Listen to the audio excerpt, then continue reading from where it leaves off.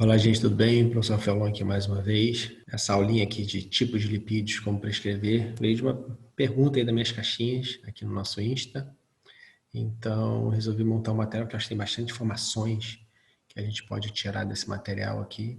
Então, resolvi montar um materialzinho mais bonitinho, organizado, para a gente discutir a respeito. Tem muita coisa boa aqui, muita coisa atual, bioquímica, nutricional, para a gente falar sobre o assunto. Vamos lá. Bom, eu montei esse material nessa seguinte plataforma aqui, ó, a evolução na prescrição lipídica. Então a gente vai discutir, deixa eu até botar aqui um ponteiro. Então a gente vai discutir evolução na prescrição lipídica. Eu separei em 4 tópicos, perdão. Tamanho de cadeia, PUFA ou SFL, ou seja, polissaturados e saturados, cis ou trans, par ou ímpar. Quando a gente tem essa discussão de tamanho de cadeia aqui, né, eu vou focar principalmente nas diferenças oxidativas, que tem uma relação muito direta com o nosso dia a dia alimentar. As questões de poli e saturados e a sua eficiência oxidativa, eu vou trazer uma pegadinha aí, uma pegada na área do esporte.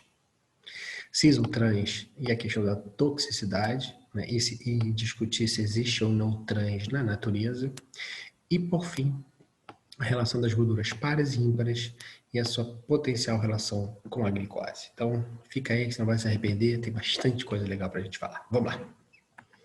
Então, primeiro, por organização aqui do meu material, tamanho de cadeia. Né? A gente tem que lembrar, então, que as gorduras elas podem ser saturadas, ou seja, são todas com ligações simples, são lineares, né? E as gorduras monoinsaturadas, vamos se organizar. A gordura monoinsaturada, uma única ligação dupla, isso faz uma pequena angulação. E as poliinsaturadas, com 2 ou mais ligações duplas, são mais dobradas, assim, porque tem mais ligações duplas na sua estrutura. Além dessa questão da ligação, tem esse tamanho aqui, né? Então, a gente tem tipos de lipídios de acordo com o seu tamanho, com a quantidade de carbonos que tem na sua estrutura. Então, vamos lá. Por que é importante a gente saber isso? Porque o tipo de ácido graxo, o local da sua oxidação, ele é determinado quanto ao tamanho. Então, isso aqui é importante a gente fazer esse destaque até com relação ao transporte. A gente sabe hoje que quanto menor o tamanho da cadeia, maior a solubilidade. Quanto menor a cadeia, maior a solubilidade. Ou seja, por isso que você ouve ácidos graxos livres, porque realmente eles são pequenos e eles conseguem ser transportados livres pelo tecido sanguíneo. Ou quando você ouve que ele está transportado para a albumina, que é uma proteína plasmática de transporte. Então, não necessariamente os lipídios eles são transportados via quinomicron, chama LDL, por exemplo. Isso depende do seu tamanho e de características dessas gorduras. Então, isso é muito importante na nossa prática. Então, está aqui.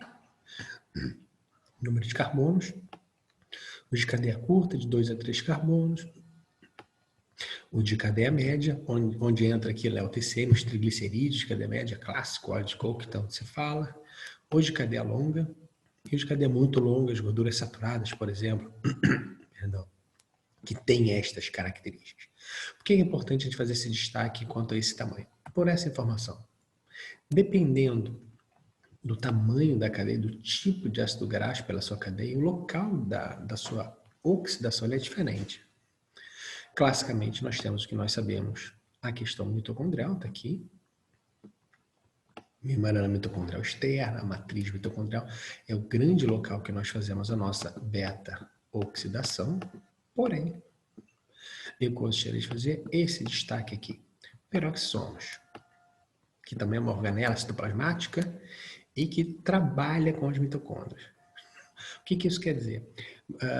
Lipídios de cadeias longas ou muito longas, elas não conseguem ser oxidadas diretamente na matriz mitocondrial, nas mitocôndrias propriamente ditas, né?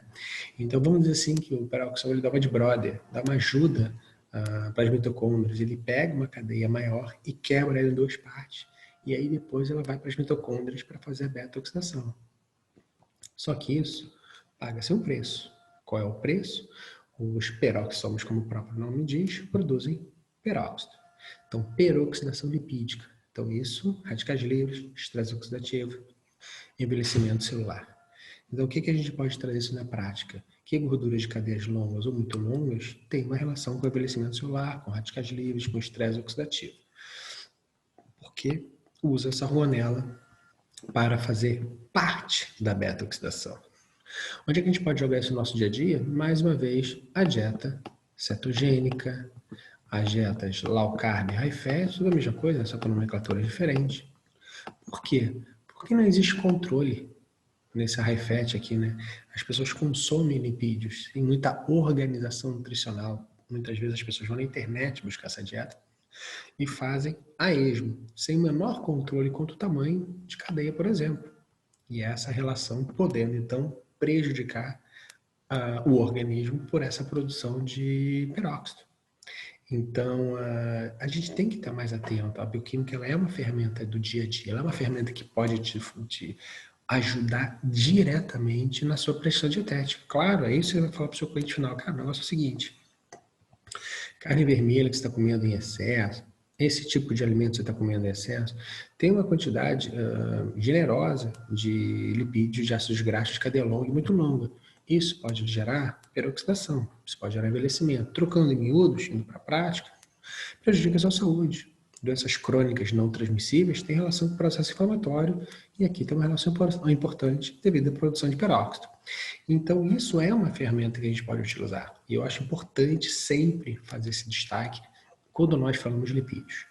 Trazer não são apenas os mitocôndrios locais de beta-oxidação, mas em algumas situações você usa o peroxissomo como um parceiro desta beta-oxidação. Então, é importante da gente ter esse entendimento para nós montarmos essa orientação nutricional. Isso eu acho muito importante, realmente. Vamos seguir adiante.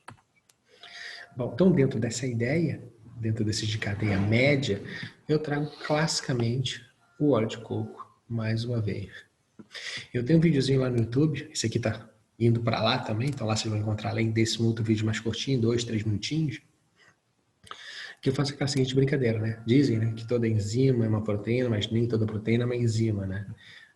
Eu fiz a brincadeira, todo óleo de coco é TCM, mas nem todo TCM é óleo de coco. Por que isso? Porque esse cara aqui, ele é um TCM, mas predominantemente carbono 12, que é o ácido láurico. Mais de 50% da gordura presente no óleo de coco é ácido láurico, que é um TCM de 12 carbonos. Por que isso é importante? Olha só essa informação aqui. Carbono 12, e o que está isso aqui? Média de liberação de insulina. Pelo menos desde a década de 90, ou seja, desde o ano do século passado, há mais de 30 anos, sei lá, essa matemática aí, nós sabemos que o óleo de coco é insulinotrópico, ele aumenta a liberação de insulina. Então, essa ação de ter o óleo de coco para emagrecimento não é real. Por que é dito isso? Existe o C8 e o C10, que é o caprílico e o cáprico. São triglicerídeos de cadeia média, com quantidades menores de carbonos. Estes símbolos não são dependentes de insulina para transporte, não fazem a insulina. Porém, não tem eles alimentos fonte na natureza. Então, se você quiser utilizá-lo, isso aqui é alimento traço, teria que experimentar, mas eu honestamente não vejo tanta justificativa científica para fazer essa suplementação numa questão de perda de peso. Vejo essas vantagens, os resultados até de meta-análise de revisões sistemáticas não são tão fortes assim que justificassem esta suplementação, ao meu ponto de vista, é o que eu tenho lido, minha experiência na área da bioquímica. Então, trazendo algumas lembranças importantes do óleo de coco, fonte de gorduras saturadas, no final do nosso bate-papo de hoje eu vou mostrar uma tabela para vocês, e fonte de ômega 6, que eu também vou mostrar mais na frente. Ômega 6, dependendo da quantidade, é pró-inflamatório. Então, olha o que nós estamos consumindo aqui quando se fala em óleo de coco. Para o organismo, o TCM tem uma função energética, ao contrário do TCL, que pode ser fonte de ômega 3 e ômega 6. Então, isso é importante. Quando você está consumindo TCM, você quer energia. Quando você quer TCLs, fonte de gorduras boas, mas isso a gente tem uma organização mais importante que mostrar à frente da nossa conversa. O transporte versus o tamanho da cadeia, isso aqui é muito importante. Os TCMs são classificados como serem transportados via albumina. Porém, com o aumento da cadeia, eles começam a se comportar como TCL. Ou seja, esse cara aqui, que é o maior TCM de todos, que é o C12, ele se comporta como um TCL. Ou seja, quem transporta o ácido láurico do óleo de coco não é albumina, são os quilomícrons.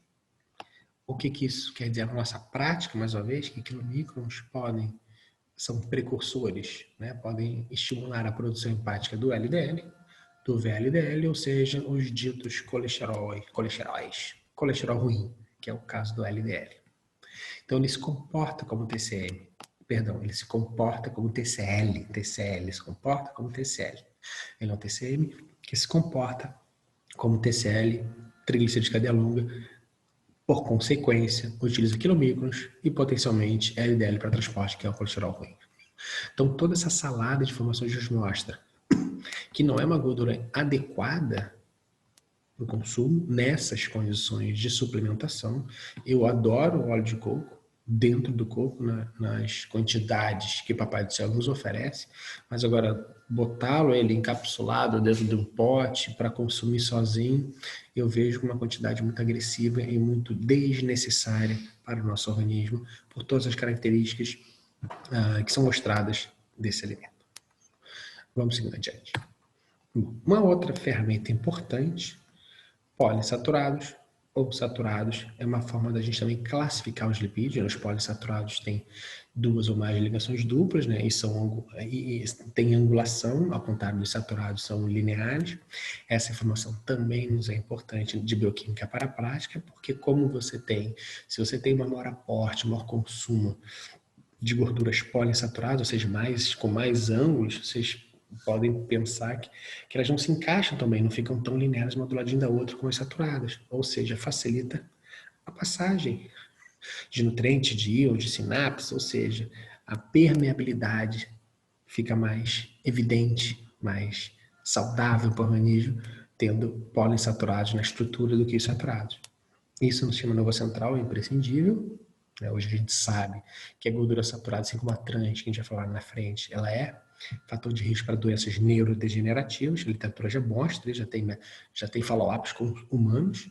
Então, essas gorduras saturadas, a gente tem que ter um pouco de cuidado, sim, com a sua relação, né? Hoje muito se discute que não existe relação do saturado com o aumento do colesterol, ok? É um ponto de vista importante.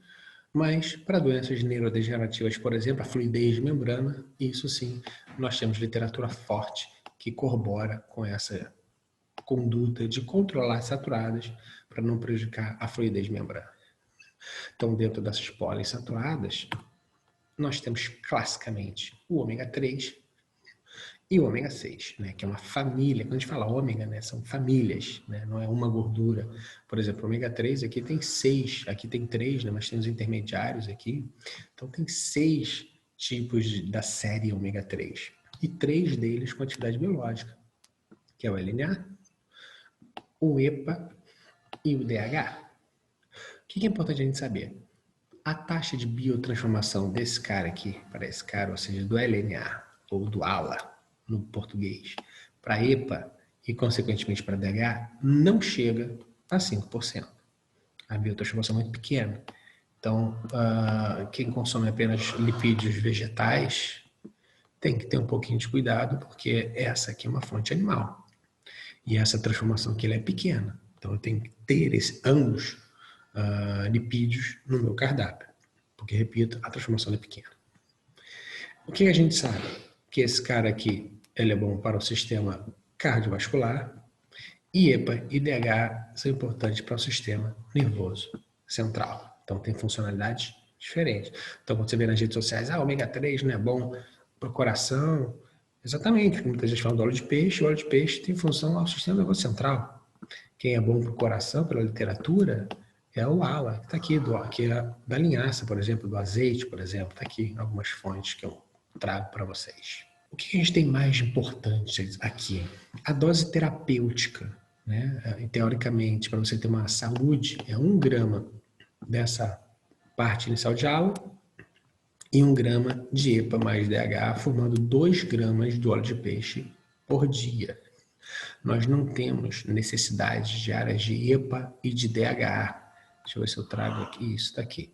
Por falta de dados suficientes, o Instituto de Medicina não estabeleceu RDAs para o ácido araquidônico, o EPA e para o DHA. Então isso é importante da gente falar. Eu vou procurar um suplemento com mega power doses combos EPA e DHA, ou mais DHA, ou mais EPA, enfim. Não tem necessidade diária. Você tem que consumir o óleo de peixe, tem que consumir essas gorduras dentro do seu cardápio. Isso que é importante. Uma outra informação importante está aqui, ômega 6, que é extremamente importante para o nosso organismo, para nossas questões inflamatórias, para o nosso sistema imunológico, para o desenvolvimento das crianças. O ômega 6 é fundamental.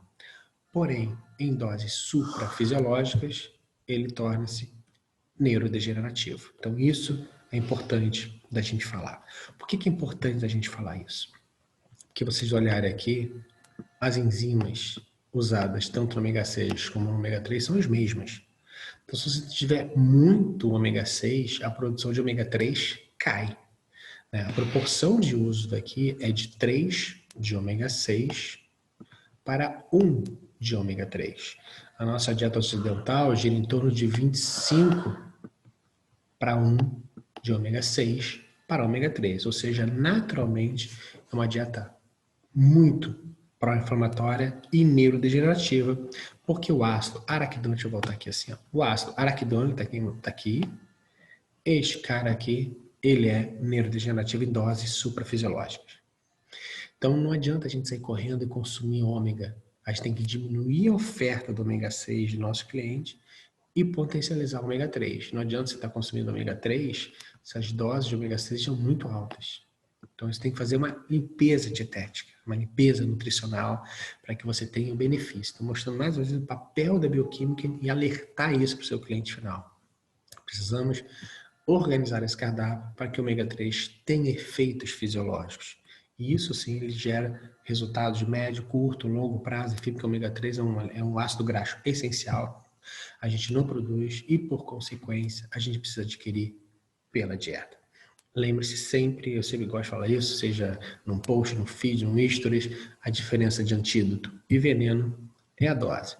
Doses acima de 4 gramas de ômega 3 podem prejudicar a coagulação sanguínea. Então, alguns relatos que nós temos na literatura, por isso que eu falei para vocês, 1 grama, 2 gramas global, 1 grama da família do óleo de peixe. Quando se fala em emagrecimento, a gente pode usá-lo como ação antioxidante, distante do treinamento. Por que isso?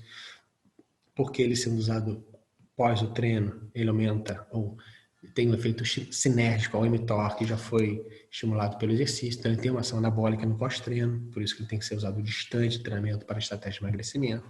Então, sempre tem essas questões de dose e de time do óleo de peixe, quando se fala em hipertrofia, quando se fala em emagrecimento. Emagrecimento distante de treinamento, pode ser 1 grama. Estratégias anabólicas, pós-treino, 2 gramas para ter um efeito sinérgico ao mTOR. É isso que mostra a literatura. Vamos seguir adiante. Então está aqui, repetindo ali, né? Não tem necessidade diária de EPA e DHA, nem de ácido araquidônico. Por conta disso, a gente precisa consumir a família. Bom, aqui nessa imagem, para quem está me ouvindo, eu estou mostrando a comparação de saturados e insaturados em gorduras. Claro que eu vou falar para vocês, dando exemplo do óleo de coco, que tem, olha a quantidade, 90%, né, aqui, de gordura saturada, sem menor sombra de dúvida, é o alimento com maior teor de gordura saturada, é o óleo de coco. Está aqui mostrado. Olha o óleo de linhaça, quantidade de poliinsaturados, na verdade, do ácido alfa-linoleico, que é um poliinsaturado importante. Está aqui uma dose muito generosa, mais de 70% da composição do óleo de linhaça é de alfa-linolênico, né? Depois tem o linoleico, por exemplo, no óleo de girassol, está ali, grande fonte de ácido linoleico. Então, a principal ideia dessa imagem aqui, e repito para quem está me ouvindo, é mostrar a quantidade enorme de gorduras saturadas que tem o óleo de coco. Bom, seguindo adiante a nossa fala, cis ou trans, o que é essa situação? Uma gordura é cis quando os hidrogênios eles estão alinhados, né? Tá aqui o carbono na ligação e os hidrogênios estão alinhados. Trans é quando eles estão na posição transversal. Simples assim. Isso é bioquímica, ela é muito simples sempre, ok? Então, essa é o conceito. Então, vamos seguindo adiante. Primeiro, destacar que o ácido elaídico, que é essa gordura trans encontrada na indústria, não existe na natureza. A gordura trans que existe na natureza, ao invés de ser o 9, aqui é o número 11, que é o ácido vacênico, que é encontrado na vaca, no leite da vaca, na verdade. Então tá aqui, ó, trans. Olha, o ácido elaídico, veneno produzido pela indústria para aumentar tempo de prateleira dos alimentos. Por ser um produto que não existe na natureza, ele tem que ser banido.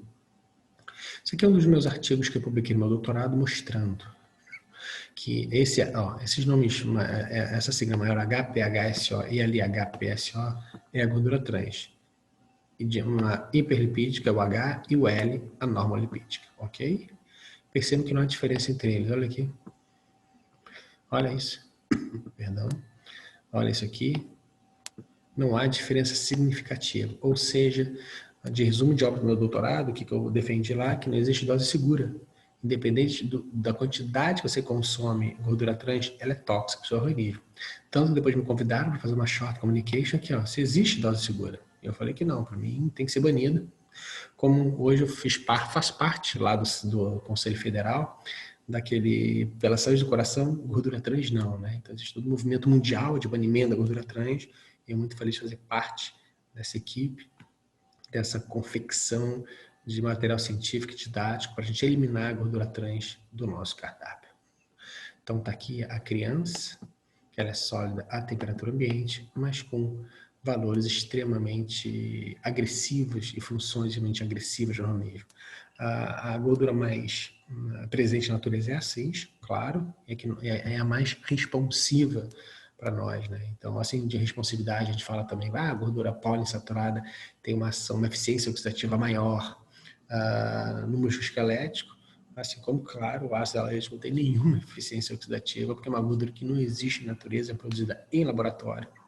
Eles pegam uma gordura como óleo de soja, cheio de ligações duplas, começa a hidrogenar, ou seja, adicionar hidrogênios à cadeia, e aí apenas uma ligação dupla permanece na posição transversal, e aí você tem a gordura trans. Interesterificada, gordura vegetal hidrogenada, gordura hidrogenada, todas essas nomenclaturas são relacionadas à gordura trans. Evitem, eliminem, não comam um pouco, tentem zerar isso do cardápio de vocês. Beleza? Vamos lá.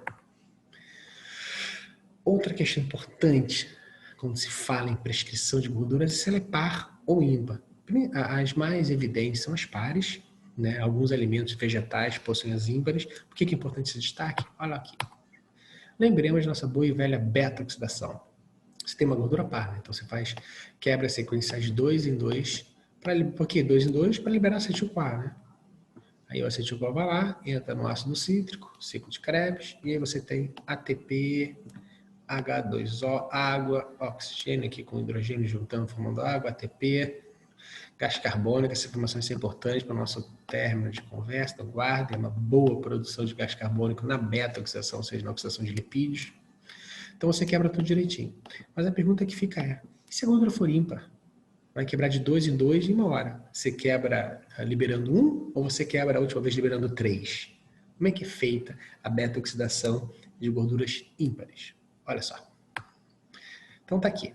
Quando você tem esses graus ímpares de carbonos, você tem a beta-oxidação, mas quando chega no último, você tem 5 carbonos. Aí o que você faz? Você quebra mais um acetil-CoA e termina com 3, não com 1. Você gera um propionil-CoA com 3 carbonos.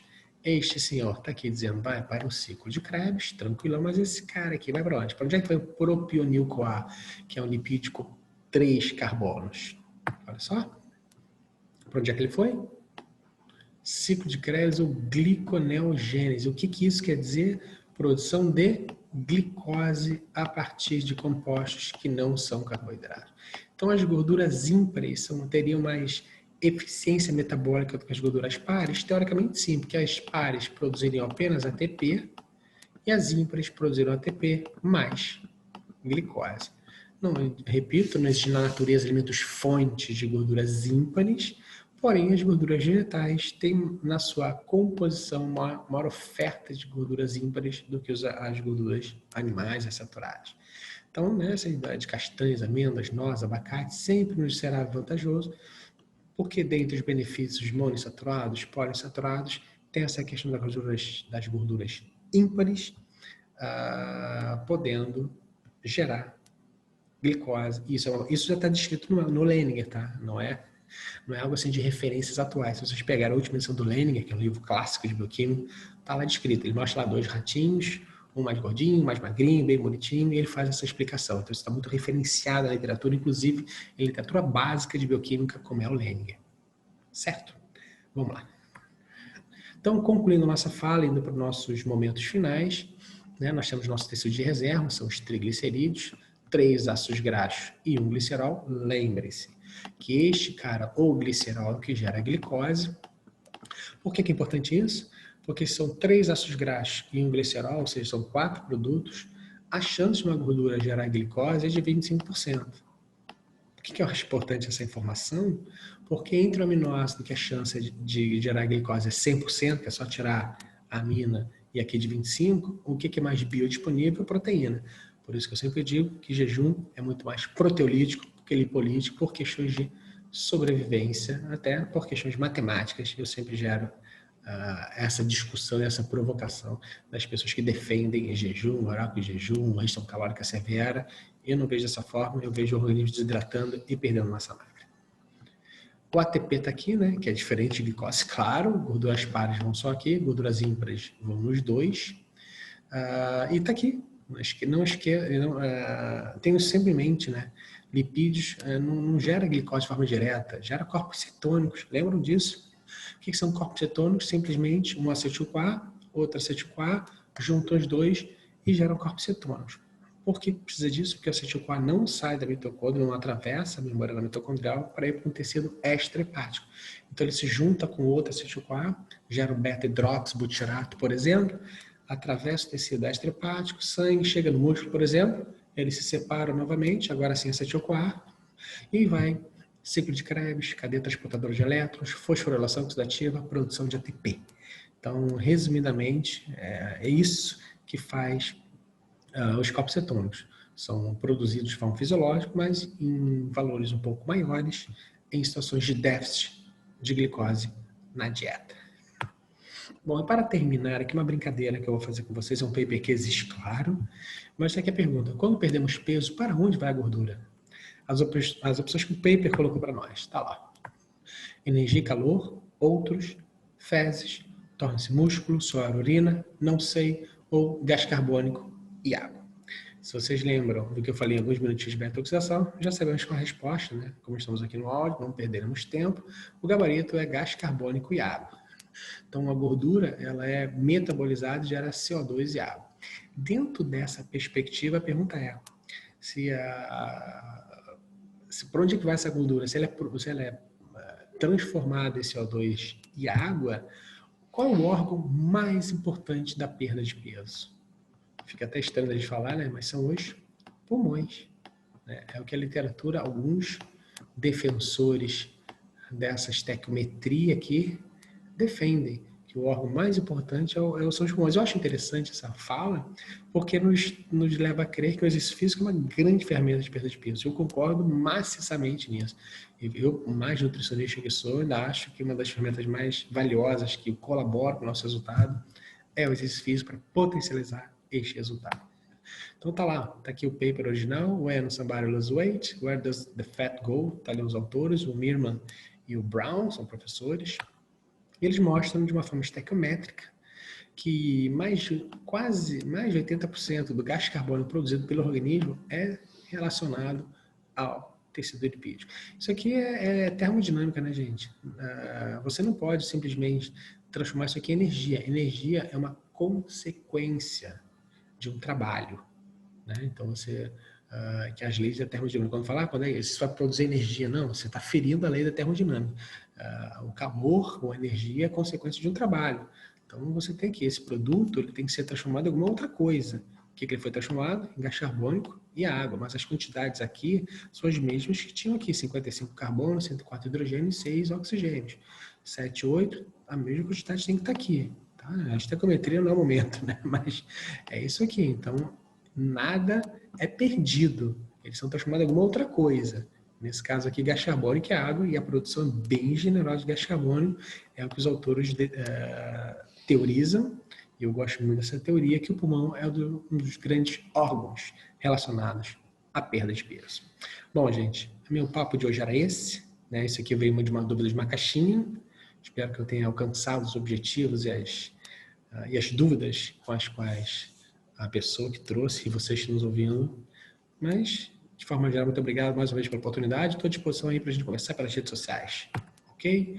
Para a gente terminar aqui, quase que eu termino sem falar isso aqui, né? Já estava indo para os finalmente. Lembrando um pouquinho para vocês, lipídios na dieta. Frutas oleaginosas, que além de ter as gorduras, tem selênio, por exemplo. Os peixes, a gente lembrar que hoje muitos peixes são de cativeiro, às vezes se justifica a suplementação por causa disso. Óleos e azeite, eu sempre penso que, infelizmente, os óleos, né, eles estão em plástico transparente e eles têm gordura trans para a sua estabilidade. Isso o doutorado me ensinou. Por isso que eles estão em plástico transparente, não mais em latas. Né? Então, a incidência do sol poderia gerar peroxidação lipídica, mas não ocorre em tamanho e velocidade devido à presença de gordura trans para estabilizar esse lipídio. Então, infelizmente, é um óleo que eu não aconselho o consumo, até porque soja é transgênico, canola, toda aquela discussão da gente não saber o que é. Milho também é transgênico, algodão, a tecnologia para retirar óleo de algodão é muito agressiva, e sobra girassol, né, que é o arroz. Isso me parecem óleos menos agressivos para nós, até são os que eu consumo. Óleo de coco foi o que eu falei para vocês, tem todas essas questões já descritas, né, na nossa fala. E lembrar que esses suplementos, que alguns existem, que as pessoas usam cártamo, prímula, borragem, são ômega 6 e não são ômega 3. A gente precisa diminuir o 6 e aumentar o 3. Então a gente tem que ter um pouco de cuidado com o que nós estamos suplementando. E aqui para terminar, os pontos de fumaça que eu trago para vocês.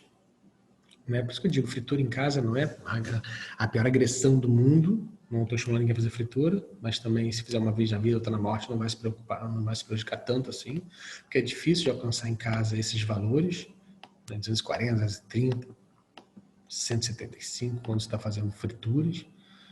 O problema são as frituras na rua, né? Que fica lá 1, 2, 3 semanas, aquele óleo escurecendo lá.